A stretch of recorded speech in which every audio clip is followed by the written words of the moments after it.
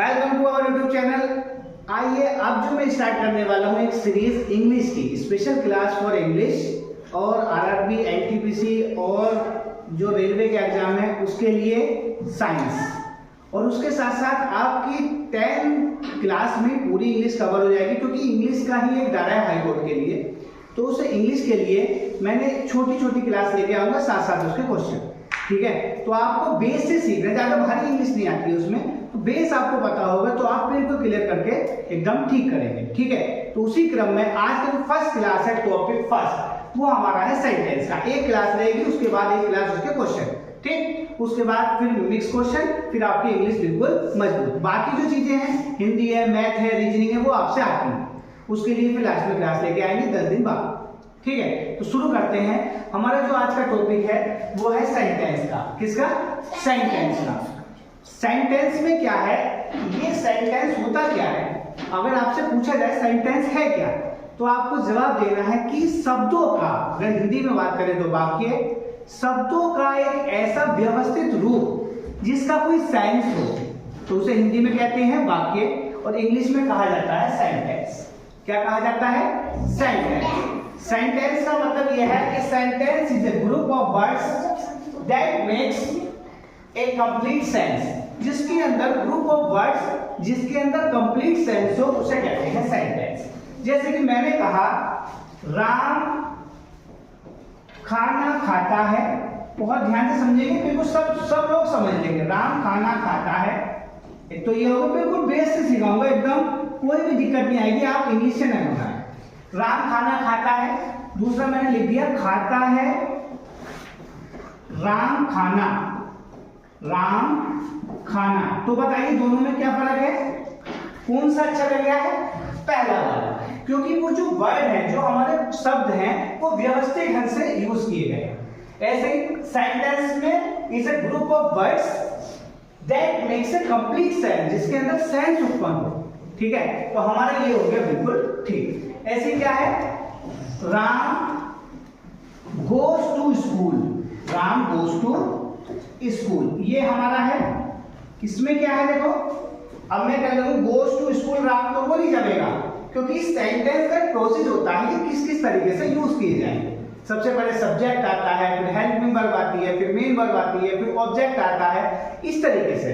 तो ये बिल्कुल ठीक है। आइए समझते हैं क्या सीक्वेंस होता है, क्या चीज है सेंटेंस, किस तरीके से यूज करते हैं। बिल्कुल जो क्लास है बिल्कुल स्टार्टिंग पॉइंट से है, बिल्कुल बेस से, यानी कि आपको इंग्लिश ऐसी लगने लगेगी हिंदी से भी आसान। ठीक, आइए आप जो शुरू करते हैं कि सेंटेंस का जो प्रोसेस है वो किस वे में हम सेंटेंस का यूज करते हैं। सबसे पहले क्या आता है, उसके बाद क्या आता है, उसके बाद क्या आता है, सबसे लास्ट में क्या आता है। तो देखिए सबसे पहले जो आता है वो हम यूज करते हैं सब्जेक्ट का। किसका? सब्जेक्ट का यूज करते हैं। सब्जेक्ट का मतलब होता है कि या तो वो नाउन होगा या फिर वो प्रोनाउन होगा। बात समझ में आ गई?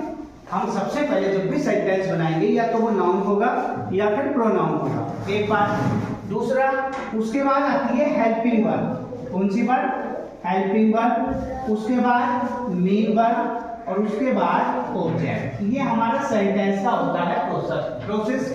सेंटेंस की जो तरीका है, किस वे में सेंटेंस को बनाते हैं, वो इसका एक मेथड है। सब्जेक्ट जो होता है हमारा, वो हमारा नाउन होता है। नाउन का मतलब वो चीज जो एक नेमिंग वर्ड है। क्या है? नेमिंग वर्ड है। और प्रोनाउन वो चीज जो नाउन की जगह रिप्लेस किया गया है। जैसे Sachin Tendulkar is a great player, Sachin Tendulkar lives in Mumbai, तो एक बार सचिन तेंदुलकर यूज करके हम यूज कर लेंगे ही का। तो सब्जेक्ट का जो फॉर्मेशन है, सबसे पहले सब्जेक्ट में नाउन या प्रोनाउन होगा, उसके बाद आती है हेल्पिंग वर्ब। वो क्या होगी? इज, आर, एम, या मान लो वाज, वर, या फिर हैज, है। ये सब क्या है? सहायक विग्रह हम बोल सकते हैं। उसके बाद आती है मेन वर्ब। कौन सी verb? Main verb. Main verb में क्या है? जिसमें ना लगा हुआ। वर्ब को हिंदी में क्रिया कहते हैं, जिसमें ना लगा हुआ हो, जैसे पढ़ना, सोना, उठना, बैठना, जागना, ये सब वर्ब है। और उसके बाद आता है ऑब्जेक्ट। ऑब्जेक्ट भी या तो नाउन होगा या फिर प्रोनाउन होगा। नाउन होगा या फिर प्रोनाउन होगा। प्रोनाउन का भी ऑब्जेक्टिव केस वो प्रोनाउन में सिखाएंगे। तो ये हमारा क्या है? सेंटेंस का फॉर्मेशन का एक तरीका। क्लियर? अब कोई दिक्कत तो नहीं आएगी। जैसे ये है राम स्कूल इज गोइंग, मैंने ये लिख दिया मान लो। तो हमें जो सही से सेंटेंस बनाना है जो एक सेंस में हो, सबसे पहले सब्जेक्ट, चलो ये तो ठीक है, राम, उसके बाद क्या था, नाउन है ये नाम, उसके बाद हेल्पिंग वर्ब, हेल्पिंग वर्ब आएगी इज, गोइंग यानी कि गो मानी जाना, जो कि मेन वर्ब है उसमें आईएनजी लगा दिया, गोइंग टू स्कूल, ये बन गया हमारा सेंटेंस बिल्कुल ठीक, जिसका सेंस हो। जैसे sentence A group of words, ये ग्रुप है वर्डों का, और that makes a complete sense. अब साफ साफ दिखाई दे रहा है राम अब स्कूल जा रहा है, ठीक है, राम गोज टू स्कूल, ऐसा मान बना सकते हैं, ठीक है। तो ये हमारा तरीका है सेंटेंस का, बिल्कुल बेस से समझिएगा, थोड़ा लंबा वीडियो जा सकती है, कोई दिक्कत नहीं। अगले पे आते हैं, अगला हमारा काइंड ऑफ सेंटेंस।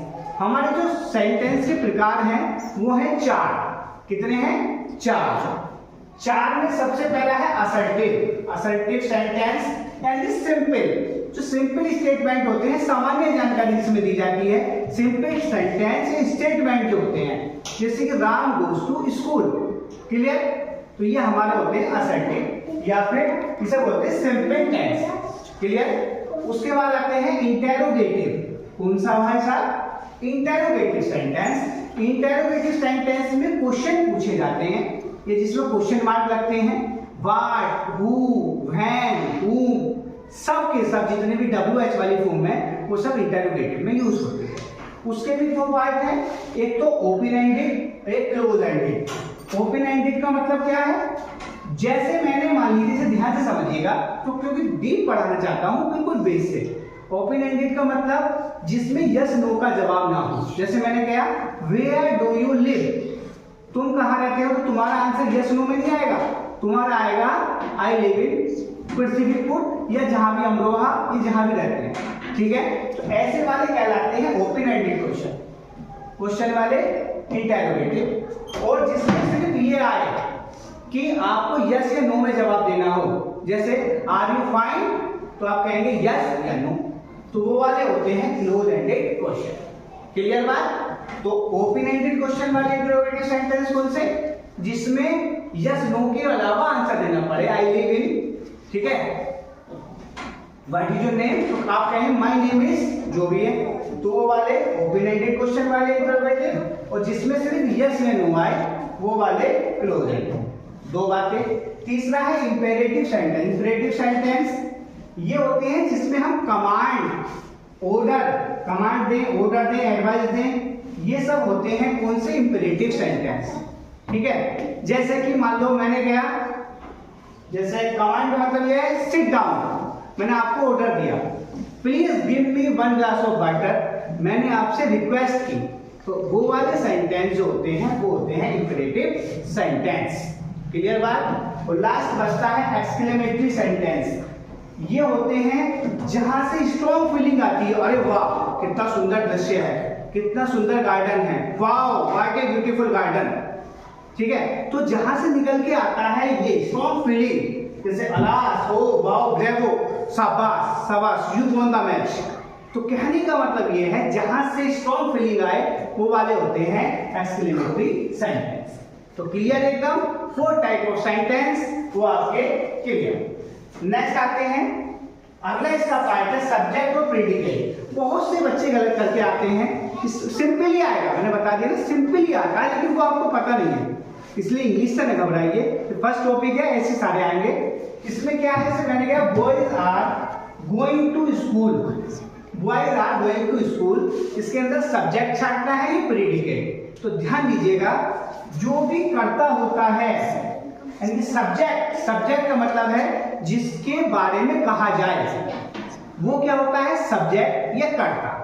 तो कौन जा रहा है स्कूल, लड़का, boys are going to market. अब जो बाकी बचा यहां से लेकर यहां तक वो हमारा कहलाता है प्रेडिकेट। इसे हिंदी में बोलते हैं उद्देश्य, याद रखना, कई बार हिंदी में भी आ सकता है उद्देश्य, और इसे हम हिंदी में बोलते हैं विधेय। क्या बोलते हैं, विधेय। तो 2 बात आप सीख गए, इंग्लिश में सब्जेक्ट, बाकी जो बचा जिसके बारे में जो चीज कही जा रही है, कहां जा रहा है वो, मार्केट, कौन जा रहा है वो सब्जेक्ट, क्लियर। अब ऐसे साइड लिए हियर कम्स द डॉक्टर, तो सब्जेक्ट क्या है, कौन आया, ये याद रखना डॉक्टर। ये तो हमारा हो गया सब्जेक्ट, आया यहाँ यहाँ आया, वो हो गया हमारा प्रेडिकेट। आगे पीछे दे देता है वो, याद रखना एकदम, सब्जेक्ट प्रेडिकेट क्लियर।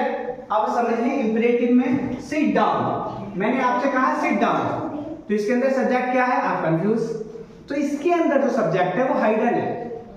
कहने का मतलब है मैंने तुमसे तो कहा तुम बैठ जाओ, तो यू क्या है, हाइडन वाला सब्जेक्ट, और ये जो बचा ये हमारा है प्रेडिकेट। क्या है ये, प्रेडिकेट।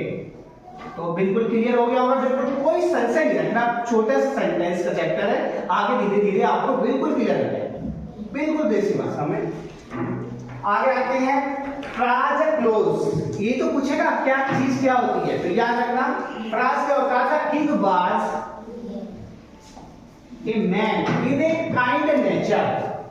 तो देखो जिसके अंतर्गत हमारे दो सेंटेंस का रोल ना हो, दो वर्ब का रोल ना हो, वो हमारा होता है फ्रेज, और जिसके अंतर्गत दो वर्ब हो, ठीक है, दो सेंटेंस का रोल हो, जिसका कोई सेंस ना हो, मतलब बाद में ना हो, वो होता है close. The king was a man who, देखो ये देखो यहां से दो वर्ब दो सेंटेंस का रोल हो गया, who had a kind nature, तो यहां से क्लियर नहीं हुआ, वो रखता है काइंड नेचर का, ये नहीं है, बिल्कुल क्लियर नहीं है, तो ये हमारा हो गया क्लोज, और जिसके अंदर सिंपल हो, सिर्फ एक ही सेंटेंस हो, वो हमारा हो गया फ्रेज। तो ये आपका चैप्टर बिल्कुल क्लियर। नेक्स्ट वीडियो में मिलते हैं इसके क्वेश्चन के साथ, ऐसी सारी इंग्लिश आपकी क्लियर हो जाएगी। Thank you.